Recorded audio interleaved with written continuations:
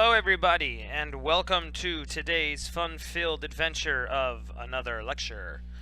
Okay, so today we're going to be speaking about old and new immigration, what I'm referring to here as the 19th and 20th century immigration.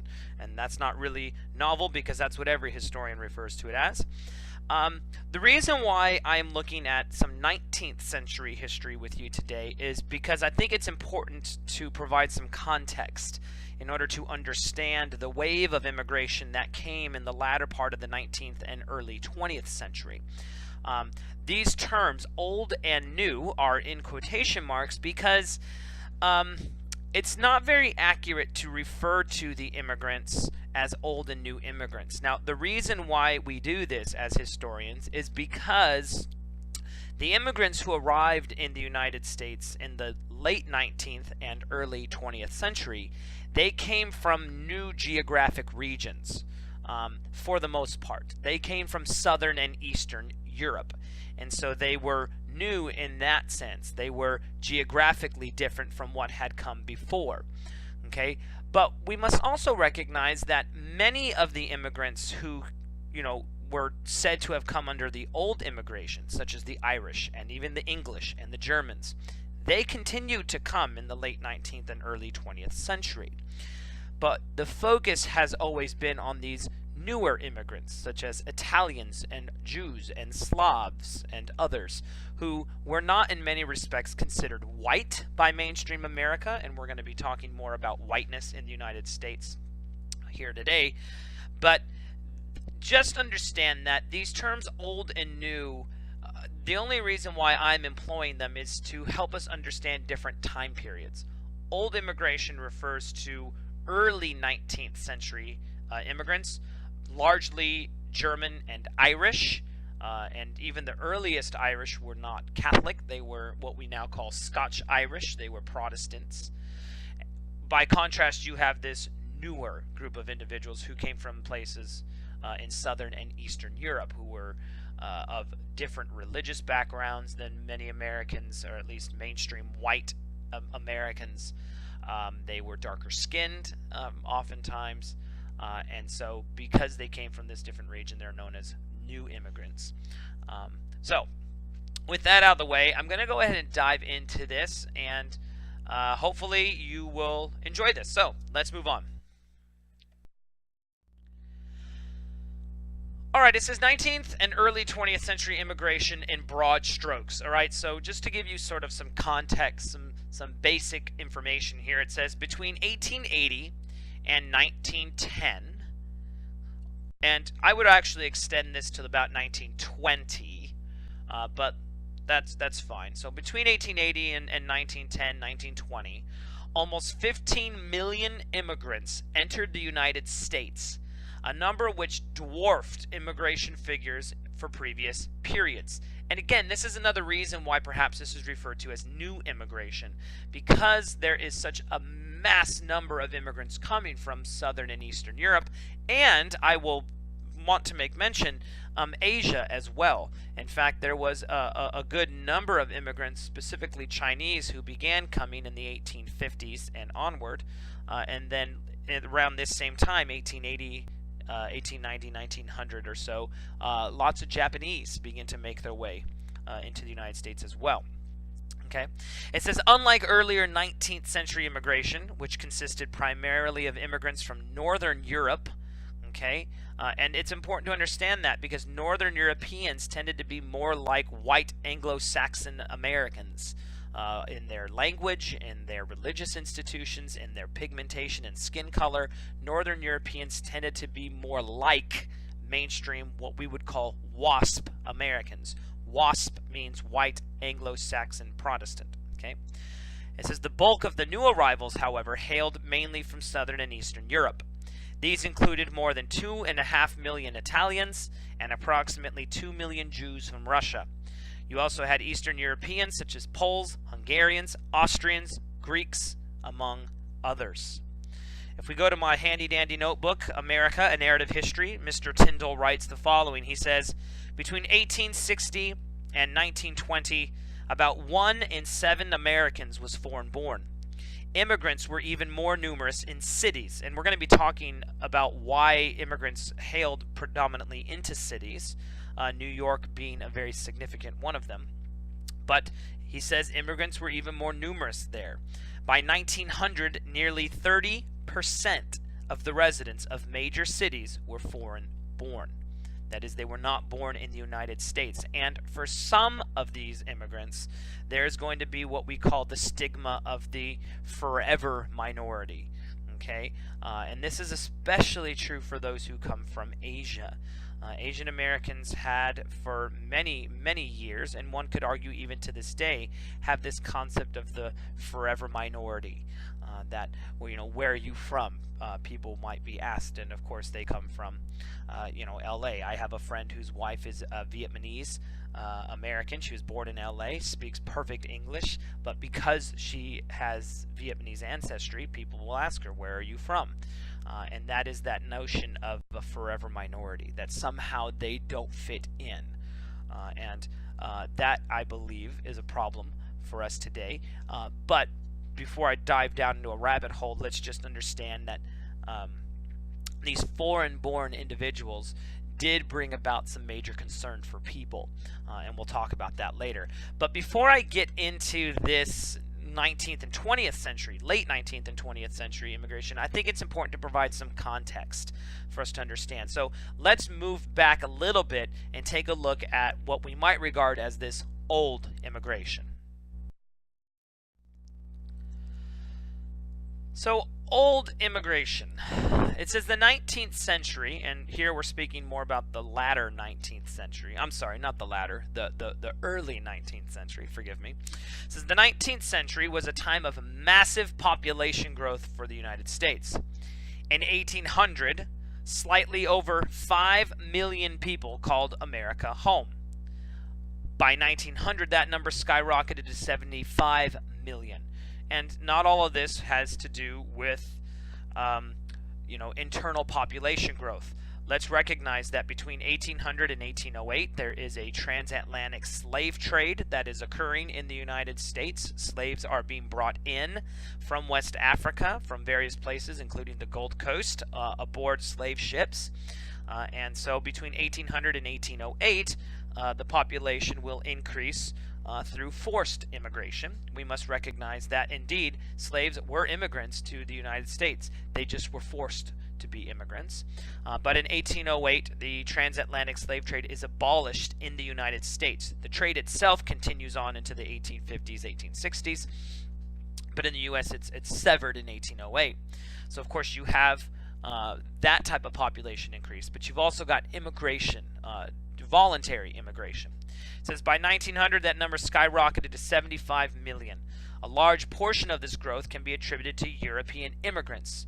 Europeans hit America's shores in two different waves, what I have defined as old and new.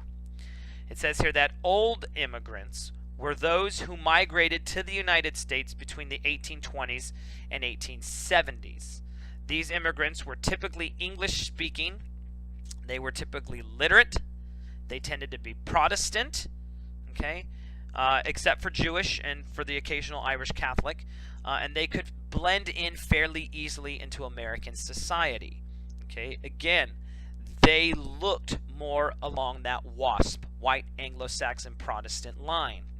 And even those Catholics, predominantly the Irish, they, I would argue, sort of found themselves in the white mainstream by 1900. They could be understood and regarded as white and brought into a mainstream white society.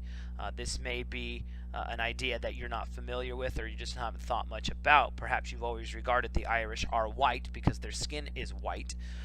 But in the United States, it wasn't always so clear that the Irish were in fact white. And the reason why that might be complicated to you is because race is itself a social construct. And so if race is socially constructed, then it is easy for white ethnics, those who are white but are not regarded as white in the United States. Okay? Tyndall states here, he says, the tempo after 1845 picked up rapidly. The years from 45 to 1854 saw the greatest proportional influx of immigrants in U.S. history, 2.4 million, or about 14.5% of the total population in 1845. In 1860, America's population was 31 million, with more than 1 of every 8 residents foreign-born. And the 3 largest groups were the Irish, sitting at 1.6 million, Germans, and English, the British. And one thing that I think is important to point out here is that we oftentimes don't regard English as being immigrants. And this is especially true when we look at colonial history, which we're not going to get into here because that's not necessarily part of this course. But we think of the English, even as they came to settle in places like Jamestown and Massachusetts Bay, not so much as immigrants, but as settlers, that they came and settled this land. Yes, they colonized it, but they were coming here to settle. And the problem with that is that to settle someplace means that the area is void of life, and indeed that was not the case. All you have to do is look at the history of Native Americans to recognize that what was happening in the United States was not settlement, it was indeed colonization. And some historians would go on to argue that even genocide occurred as the United States began to grow across the continent. But we have to recognize, and here's my point, we have to recognize that the British were immigrants, and they continued to immigrate into the United States. We do not want to think of them as just natural Americans, right? And that seems to be an assumption that people have. And I don't think it's an acknowledged assumption by a lot. I don't think it's a stated assumption. I just think we have this notion that the English were instantly American. They just naturally became that way. And because there's this assumption, and perhaps this doesn't apply to you specifically, but this particular assumption has led us to draw another assumption about what is normal.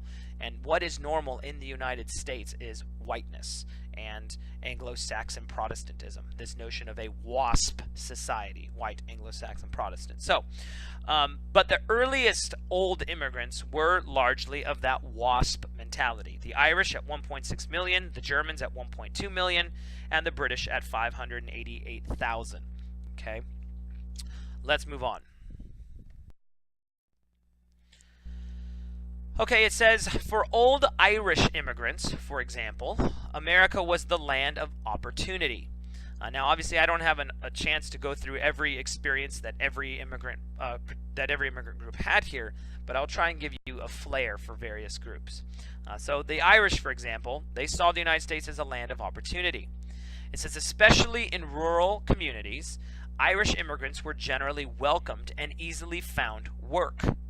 Although the Irish had begun to immigrate to the U.S. during the early half of the 19th century, by 1845, a massive potato famine had rolled through Ireland, and the potato was the main staple food that the Irish ate. And because of that, among other types of factors, what historians call pull and push factors, right? What are the factors in the country that's pushing an immigrant out, and what are the pull factors in another country that's pulling an immigrant in?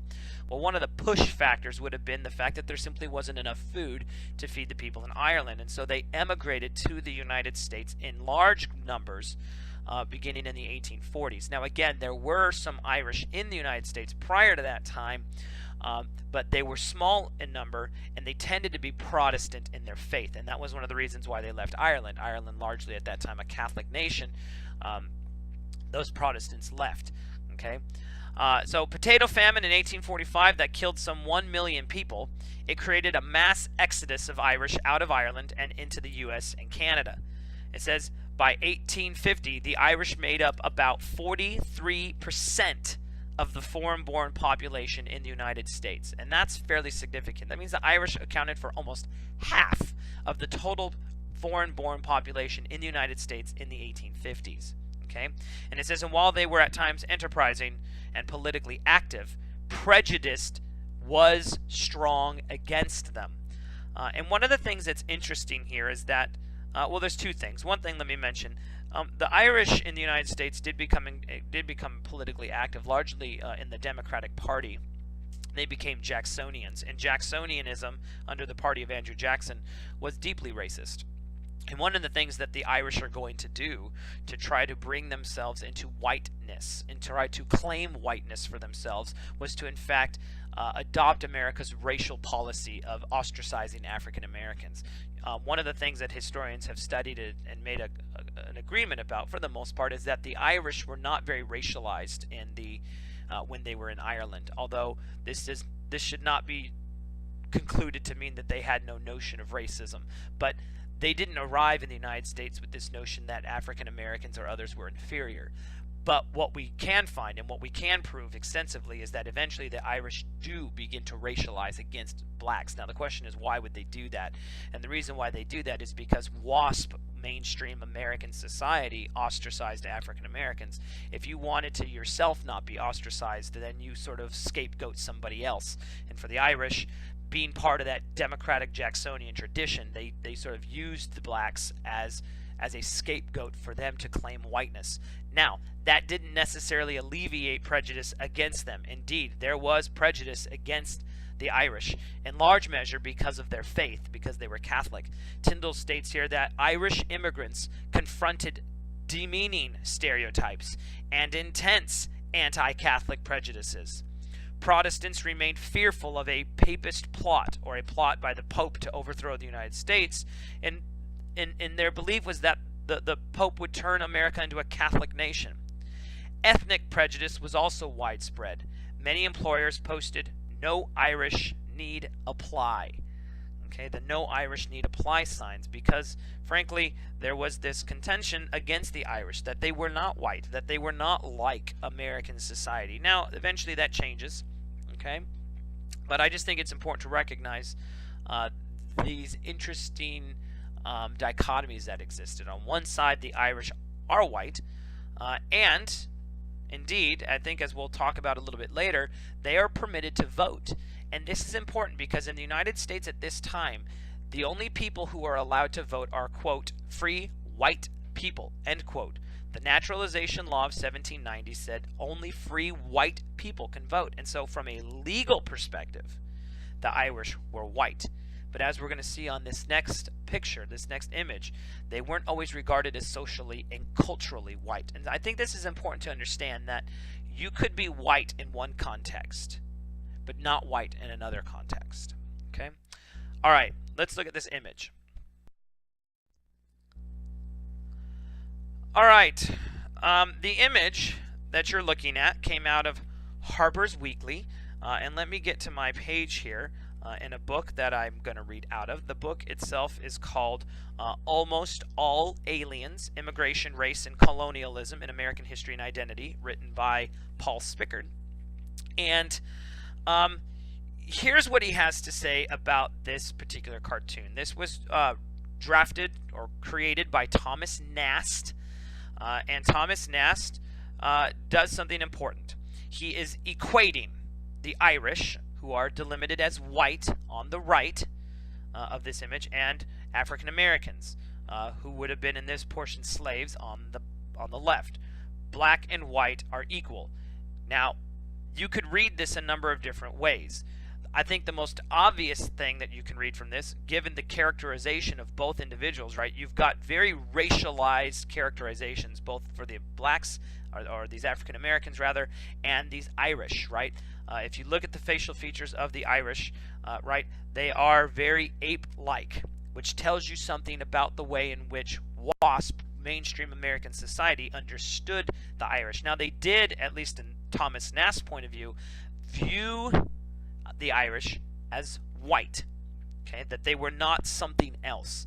But what he seems to be suggesting, although I'm going to read to you a different interpretation, but what he seems to be suggesting is that this white ethnic Irishman is equal with African American slave, that the two of them are racially, socially, culturally equal. Okay, I think this is important. Okay, this is what Spickard has to say about this particular piece. He says, in this case, Thomas Nast, and I'm going to give you a different interpretation of what I just gave you. Spickard says, in this case, Thomas Nast was not saying that Irish people were black.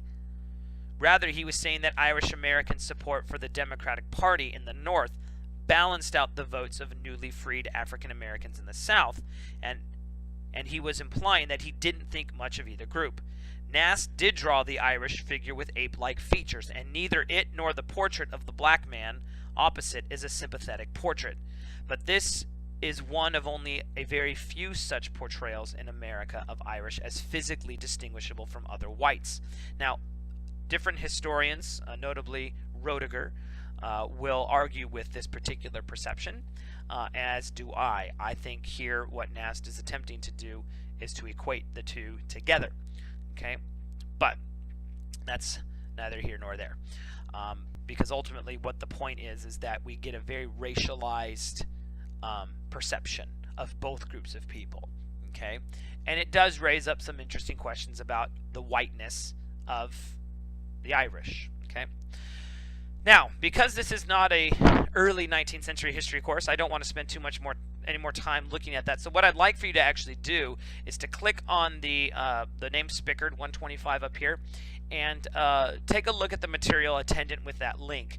It's going to continue to talk a bit more about old immigration just to provide some context. So click on that, go through that material, and then move on to the next slide.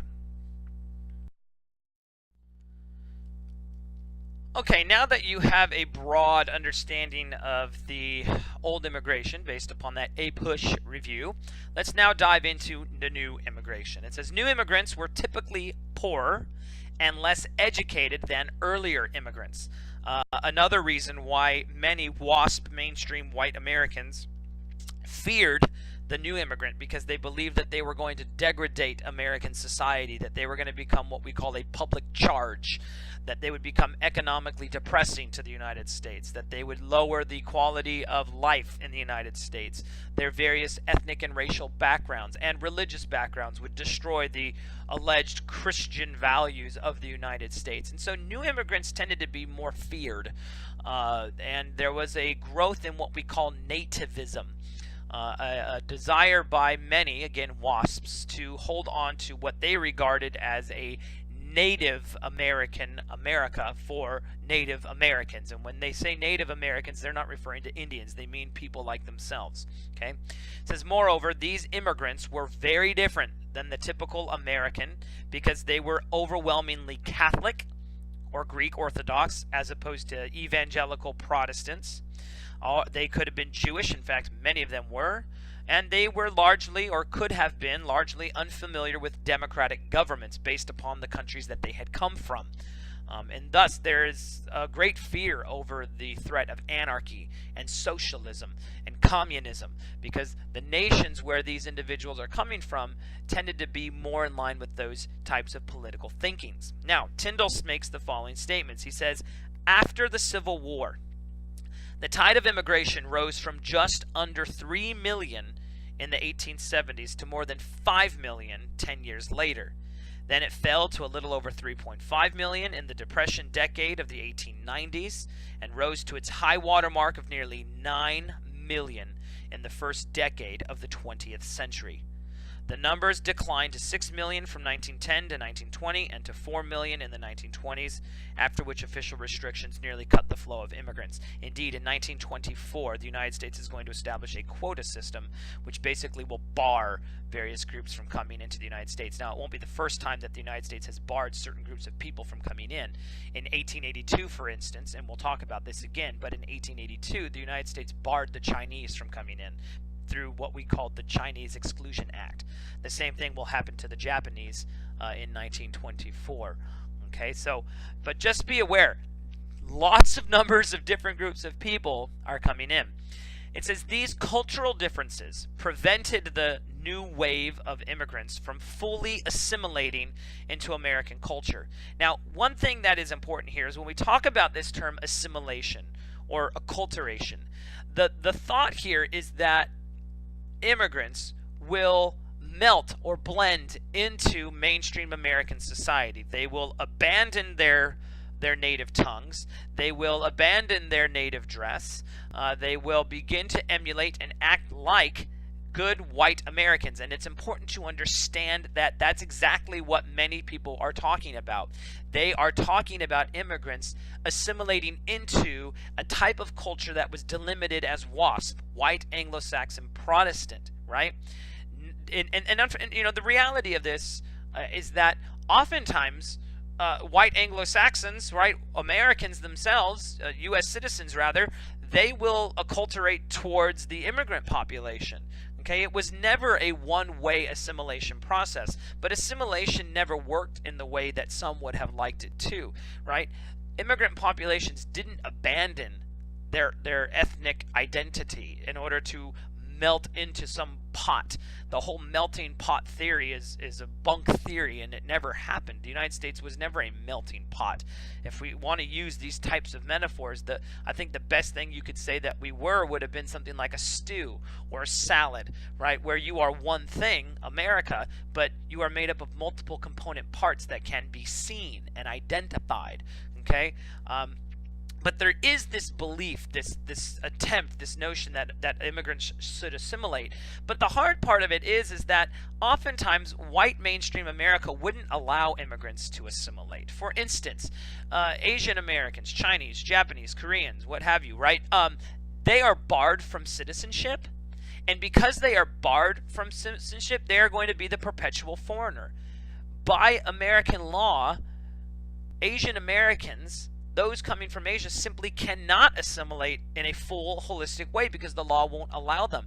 And so there's a tension between the desire by many white mainstream Americans for immigrants to assimilate and the reality that oftentimes they wouldn't allow them to do so. And even when they did, even when immigrants did assimilate, it didn't necessarily mean that you were going to be immediately socially and culturally adopted. Okay, so that was my rabbit hole.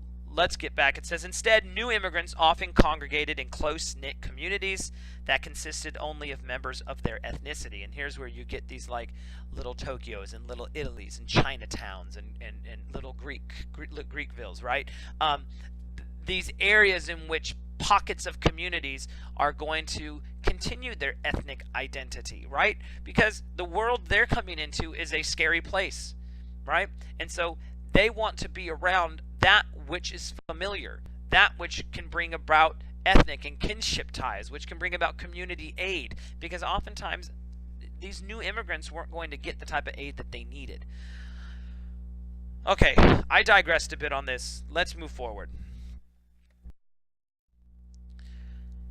Now, I had mentioned I would explain why cities were the place in which many immigrants went to, so let's explain that now. It says cities were the natural choice for immigrants to settle, and they did for a number of reasons. And indeed, this is why if you go to San Francisco, there's a giant Chinatown. If you go to Los Angeles, there's a giant little Tokyo, right? If you go to New York, there's a little Italy, right? The reason why these pockets of ethnic enclaves exist is because that's where immigrants wound up. That's where they stayed. Now, that doesn't mean they didn't go more into the interior of the United States, but most didn't. Okay, why?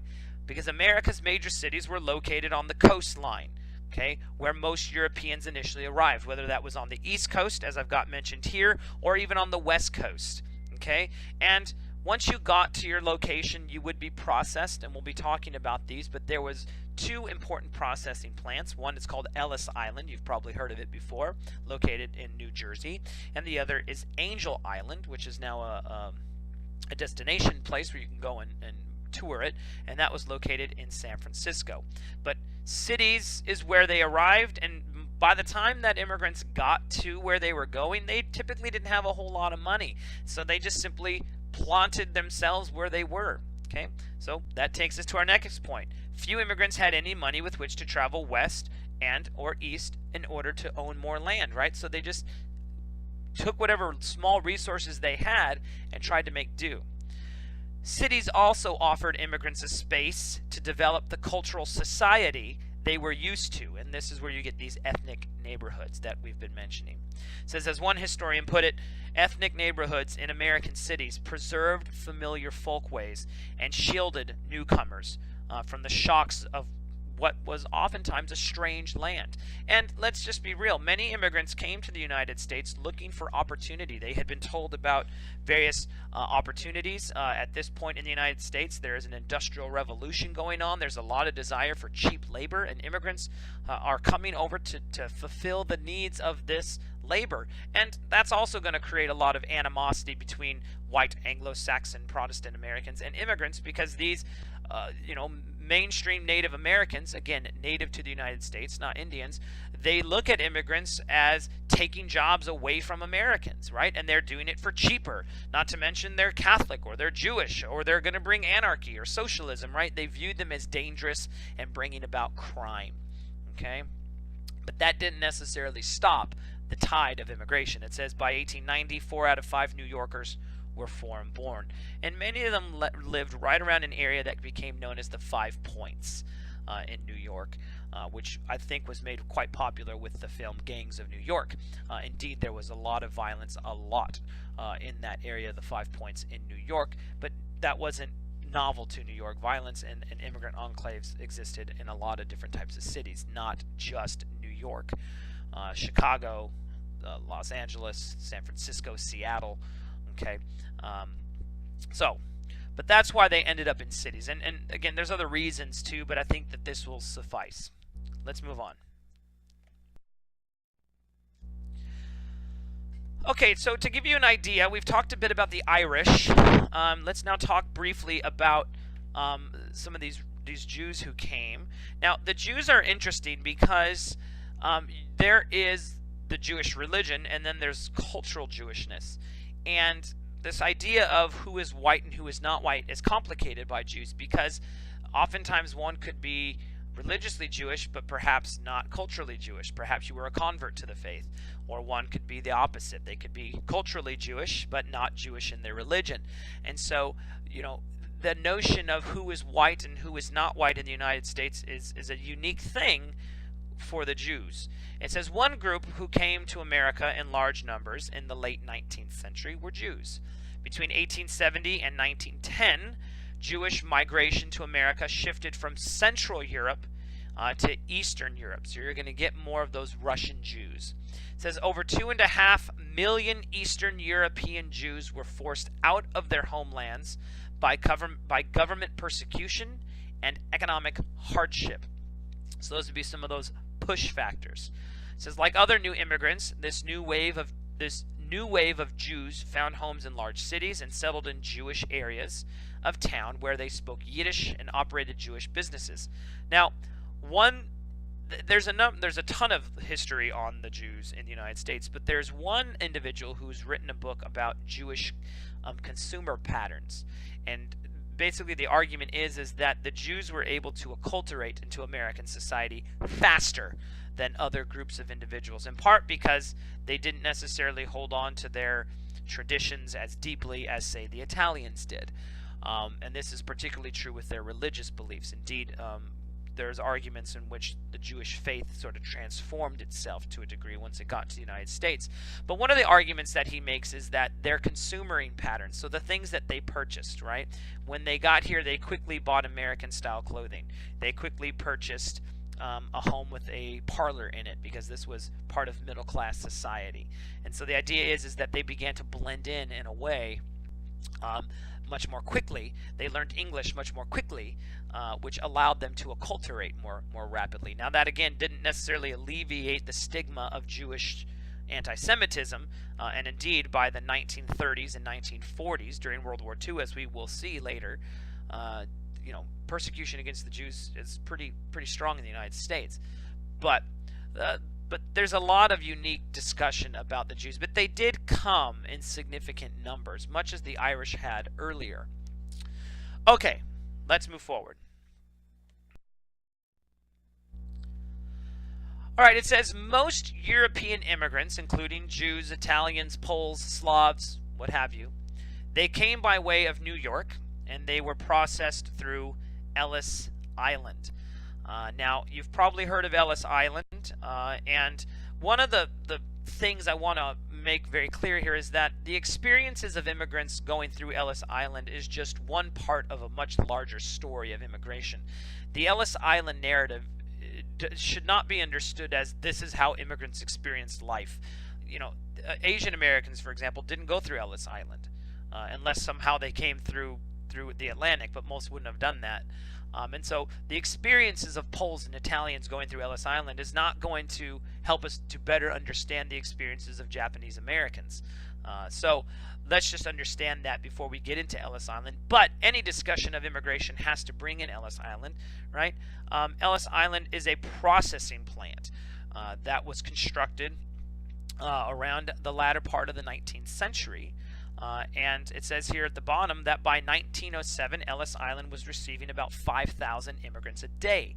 Now, a broad overview of this is that you have immigrants coming from someplace, let's say Poland. Let's say Polish Jews who are going to leave Poland. They're going to board a steamship of some kind. They're probably going to be third class, or what we call steerage class, and they will ride in the hull of the ship, the steerage portion of the ship. And there are always three classes. You had first class, second class, and third class. First class didn't go through these processing centers. They were just let off, right? Because they are first class and they're not going to be a public charge. Second, and definitely third class, steerage class, is going to go through a processing center. And when you get into some place like Ellis Island, they're going to do a whole bunch of different things to you. They're going to be asking you questions to identify mental illness. They're going to be doing physical inspections. In fact, you had to strip nude in order to identify other types of physical ailments, such as pregnancy, for example. Indeed, many immigrants gave birth at Ellis Island. At the time, it had a fantastic hospital, and their children were born into U.S. citizenship, just like that. Okay, they would perform other medical tests on you, such as glaucoma tests, where they would take this hook and flip your eye out inside out to check for glaucoma. That was a horrible test that, in fact, gave people more glaucoma than it, in fact, identified, because they didn't sterilize or clean the equipment they used. But the idea is to identify the immigrant and help the United States to understand, are they going to become a public charge? Are they going to spread disease? Are they anarchists? Are they telling the truth? In fact, many of the questions that the steerage companies would, or the steamship companies would ask, would be asked again once you got to Ellis Island. And the reason for that is because they want to make sure that you're not lying, that your story checks out. Now, I could go on and on and on about Ellis Island. There's a lot to be said. But to conserve time, go ahead and click on what it says film here on the bottom, and watch that film on Ellis Island, and then move on to the next section.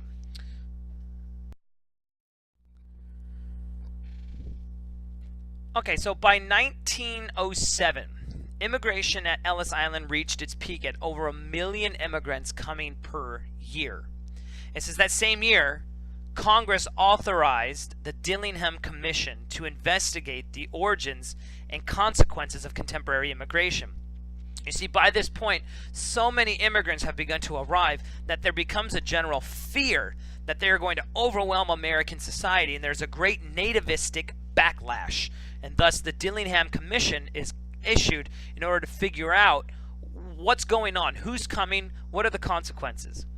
The commission concluded that immigration from Southern and Eastern Europe posed a threat, a serious threat to American society, and recommended that it be greatly curtailed in the future, proposing as the most efficacious remedy a literacy test similar to the one President Cleveland had vetoed in 1897. You see, to stem the tide of immigration, U.S. officials wanted to keep people out by basically saying, if you cannot read in English, then you will not be permitted to enter into the United States. And again, the purpose for this is there is a lot of nativism running rampant, a lot of calls to stem the tide of immigration, and the United States has had a history of making things difficult for immigrants to come into the United States. And we're going to talk about that, particularly in relation to Asian Americans, and more specifically Chinese. But the Dillingham Commission is saying, hey, let's put forward this literacy tests. It says ultimately, the Commission's findings provided a rationale, it provided a reason, a logic for the sweeping immigration laws which would be passed after World War I. And after 1919, when the war comes to an end, the United States will begin in earnest to pass serious immigration laws that restrict the number of immigrants permitted to come into the United States. Okay, so I just wanted to point that out. So let's move forward.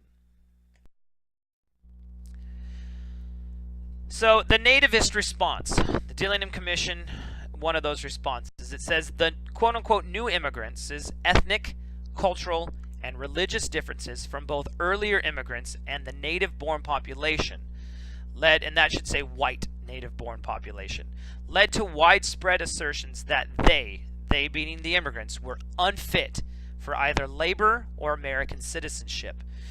In fact, labor historians jump on this, and they've studied this quite a bit, but when we look at American labor at this point in history, and even before, there is a great fear among white working class men that immigrants are going to take their jobs. And so there is a nativist response on behalf of some white working class men to want to restrict them, in part because perhaps they don't like them, but because frankly this is an issue of economics. They don't want to compete for the labor. It says a growing chorus of voices sought legislative restrictions on migration and immigration. It says often the most vocal proponents of such restrictions were labor groups, as I've already mentioned, many of whose members were descended from previous generations of Irish and German immigrants who feared competition from so-called what we call pauper labor, pauperization, cheap labor, right? So in this response, among labor unions and among organized labor, it's not necessarily so much an issue of race and racial prejudice, although that is there. It is to a great degree an issue of economic stability, a desire not to compete with pauper labor. Okay, so there is a call to restrict labor, and in 1924 there's going to be a significant curtailment of immigration to the United States, in which quotas, oftentimes these quotas will not be filled, but there will be quotas placed upon various immigrant populations. Interestingly, one group of people who did not fall under the quota system were Mexicans.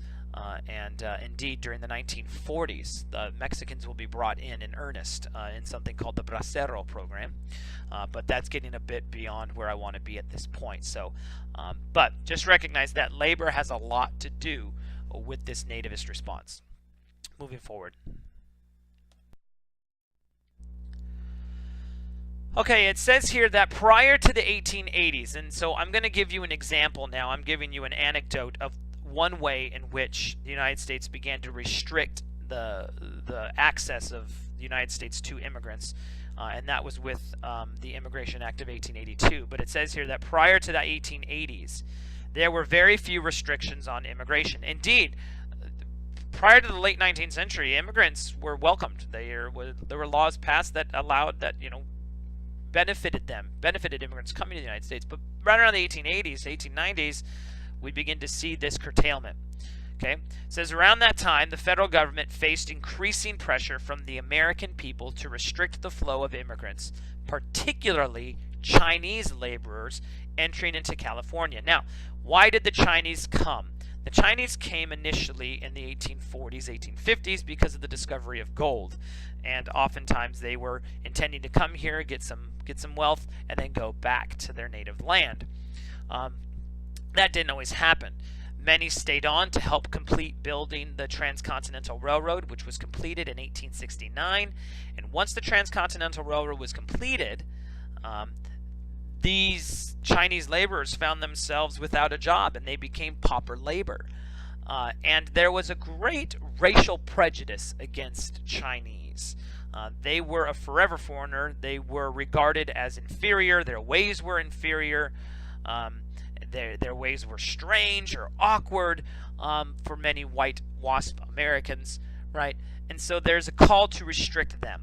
Okay, and later on, this is going to happen to the Japanese as well.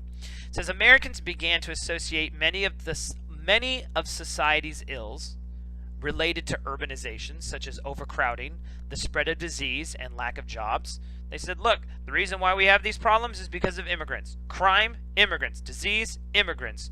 Too much crowding in urban sprawl, immigrants. Therefore, there's a need to restrict their coming here. It says in 1882, the federal government attempted to address those concerns by reforming immigration policy with the Immigration Act of 1882. Let's move on.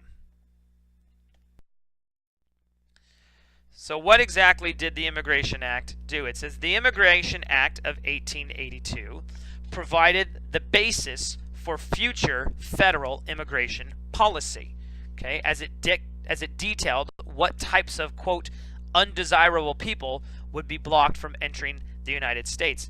And that might be difficult to hear, but these individuals were regarded as undesirables, as inferior, okay? And so that's how it's going to be pitched, okay? It's going to be pitched in that terms of undesirable, all right? It goes on to state here that they would be blocked from entering. The directive prohibited the entry of any convict, so if you'd committed a crime, you couldn't come in. If you were regarded as a lunatic, one who had a mental instability, one who was regarded as an idiot, so if you tend to not have mental faculties that demonstrate that you are intelligent, you can't come in, or any person unable to take care of himself or herself without becoming a public charge, quote unquote. That's all coming from a quote that I pulled from a text. Those are not my words, not my terms. It says this notion of becoming a public charge denied foreigners entry who could not demonstrate the ability to financially support themselves. And so a public charge is someone who is going to arrive and they're going to have to become a product of the state, right? Those who failed to show this were shipped back to their homelands. Not an uncommon thing. Okay. Eventually, the 1882 Immigration Act will eventually give way to the Chinese Exclusion Act, because they will be regarded in so many ways as being an idiot, as a convict, as being a public charge. And one of the things that I want to do is I want to read to you a portion from a book. Again, it's from Almost All Aliens by Paul Spickard, and he writes, and I'm quoting him, quote, "Soon the anti-Chinese movement became a national political issue.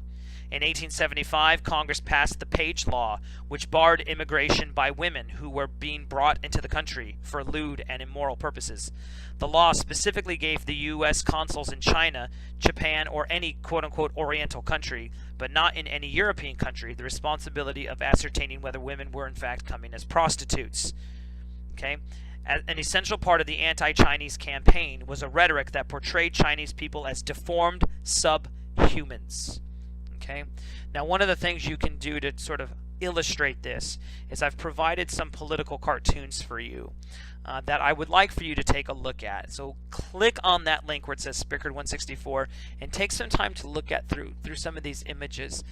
They are shocking. And I put them in here because they are shocking and they are revealing of the attitudes of people at that time. Okay, what you're seeing here is a sort of an image, a placard, a sign, which is attesting to the passing of the 1882 Chinese Exclusion Act. Now, I don't want to get too deep into this, and that's why I've provided for you a 2-minute little quick overview. If you click where it says Chinese Exclusion Act, you'll watch a short little film on it.